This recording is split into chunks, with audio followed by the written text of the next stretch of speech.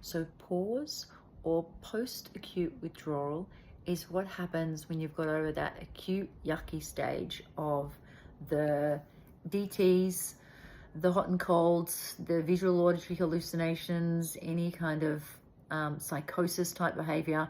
Once that's over, you are in the clear, my friend. Okay, so we're past kind of day 3, but just want you to know that the next 6 months, the GABA and the glutamine is still kind of leveling out. They're still trying to find homeostasis.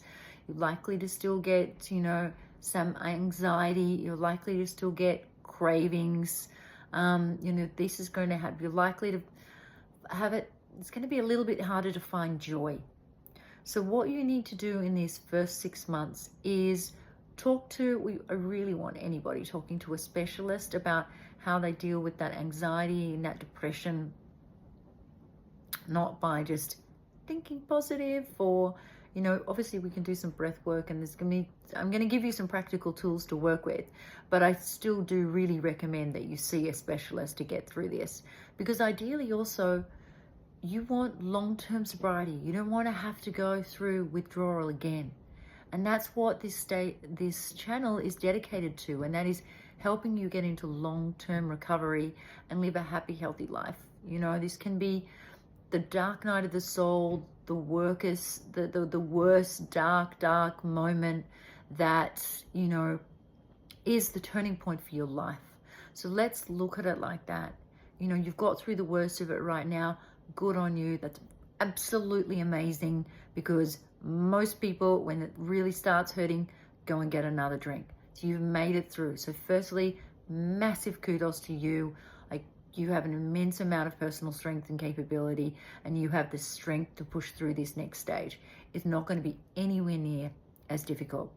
Now, what you need to be doing is firstly, we need to look at the pillars of mental health to ensure you're doing everything you can to be as mentally healthy as possible and reduce your susceptibility and vulnerability to triggers and threats to your sobriety. So you need to be sleeping 8 hours, drinking lots of water, spending time in nature, doing something, ideally doing work that you love, doing kind of hobbies and activities that you love, and spending time with quality people. They're the core things that you need to be doing. It's like, just think good people, good food, good energy, out in nature. As much as that you can do is amazing as the basics. Now, to help you get that dopamine up, you can look online about GABA supplementation. I'm not the expert on that, but that's one thing that you can speak to your specialist about or look at separately. Other activities that keep your dopamine high are hot and cold.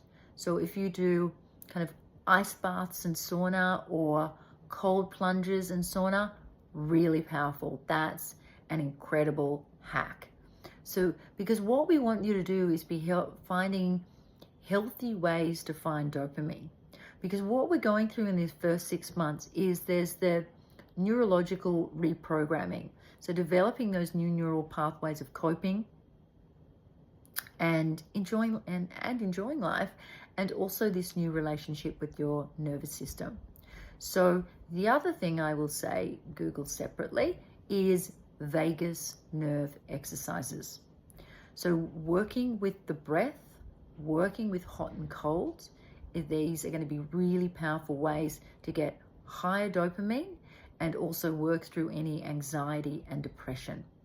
Now, one other thing I'll leave you with, and this is just to ensure that you stay away from the really, really damaging, dangerous parts. Remember the HALTs: hungry, angry, lonely, tired, or more serious. This is something you learn in 12-step. So, I do recommend people going to 12-step AA fellowship as a great way of just getting community. It doesn't resolve complex trauma and everything we discuss in this channel in terms of what drives addiction, but it does help you with people who will get it.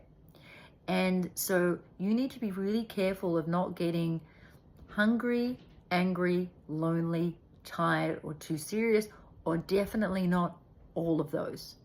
And if you're a woman, you look at your PMS and your period, you got to be super sensitive around that time and really ensure that you're not around family members. Plan it. You're not around family members that trigger you. You know, like you've really got to be careful with your mental health during the PMS and period time. You know, whatever you can do to stay away from triggers, to, you know, more gym, more nature, more good foods, more journaling, more meditation, any of those things in those vulnerable periods in that first 6 months. These are all healthy habits that you learn to incorporate in your life. And benefit of being a recovering alcoholic or addict is you have to pay attention to your mental health. You have to do these things that ensure that you are in essence happier.